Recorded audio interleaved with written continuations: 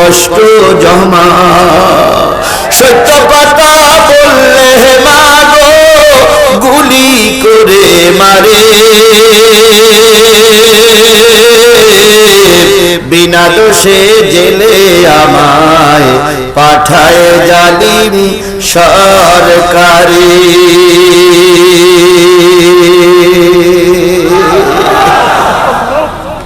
যে কথাগুলো বললাম কথাটা ঠিক না বেঠিক?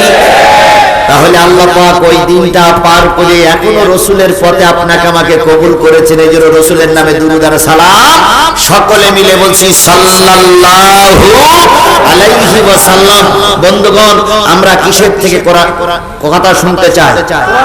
কোরআন থেকে কথা শুনলে সেই কথাগুলো ভুল ভ্রান্তি কম হয়। কথা বলেন ঠিক না বেঠিক? সুতরাং আমরা কিসের থেকে কথা শুনবো? আরো জোরে বলেন, কিসের থেকে কথা শুনবো? আল্লাহ বলতেছেন ওয়াইযা কুরিয়াল কোরআন ফাসতামিউ লাহু ওয়া আনসিতু লাআল্লাকুম তুরহামুন। যখন তোমাদের সামনে কোরআন পড়া হবে, কোরআন থেকে আলোচনা করা হবে, সেগুলো তোমরা চুপচাপ শোনো। কি করে শুনতে হবে? চুপচাপ বসে বসে শুনতে হবে। আমি আজকে বসার জন্য খুব বেশি অনুরোধ করব না, কারণ কাদা। এখানে আমি যখন আসলাম কাদার পথে হেঁটে এসেছি, এই লক্ষাধিক জনতা কোথায় বসবে? এই জন্য বসার জন্য অনুরোধ করব না, শুধু এতটুকু বলি যে যা আছি দাঁড়াই দাঁড়াই শুনি ইনশাআল্লাহ লাআল্লাকুম তুরহামুন। যদি আল্লাহর কোরআন তোমরা শোনো, আল্লাহ পাক তোমাদের রহমত দিয়ে ভরে দেবে। আমাদের রহমতের দরকার আছে না নাই?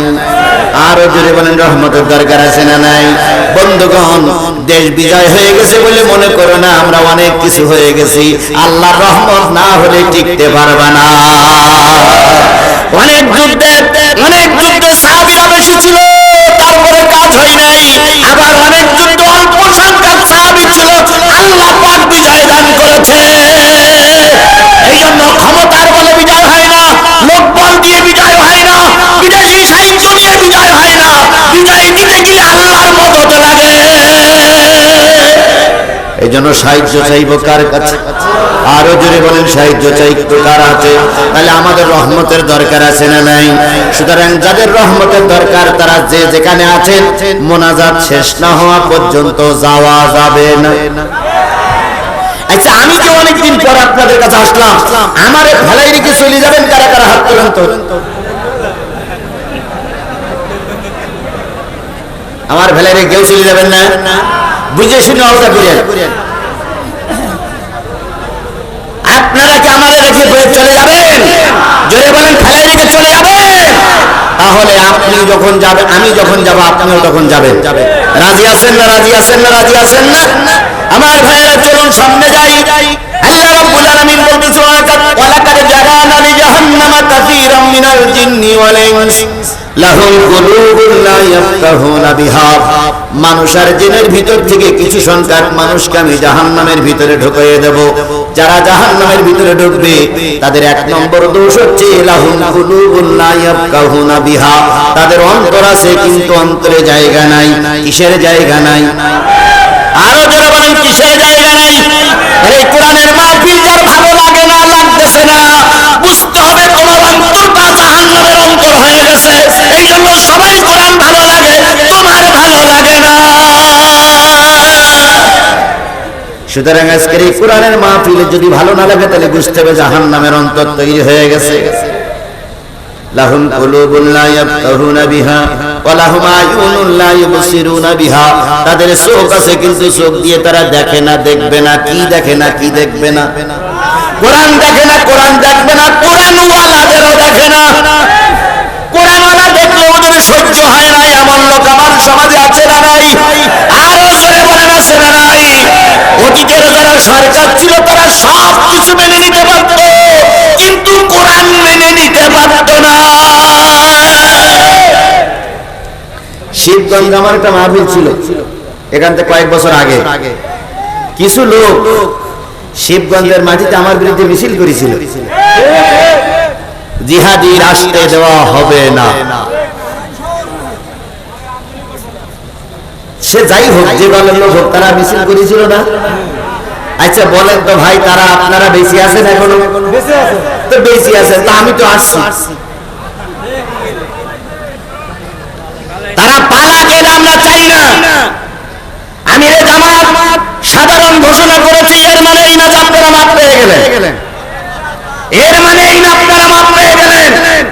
যদি এদের সবাইকে মাফ করা হয় তাহলে আল্লাহ এবং রসুলের সঙ্গে হয়তো কোনো না কোনো অবস্থায় গাদ্দারি করা হবে।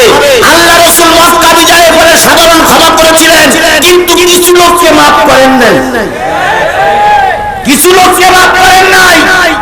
সুতরাং আজকের এই সমাবেশ থেকে স্পষ্ট ঘোষণা করতে চাই, সবাই মাফ পাবেন না। সবাই মাফ করলে সমাজ চলবে না, কথা বলেন ঠিক না বেঠিক? সুতরাং কিছু লোককে বিচারের আওতায় আনা হবে।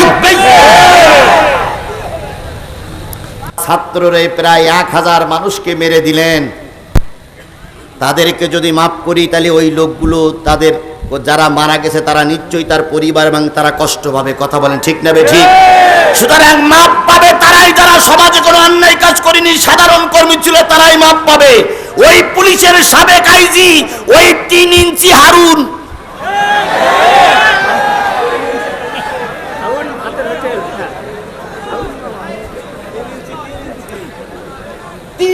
হারুনকে যদি মাফ করে দেওয়া হয় তাহলে এরা আগামীতে আরো অন্যায় কাজ করার সুযোগ পাবে, কথা বলেন ঠিক না ঠিক?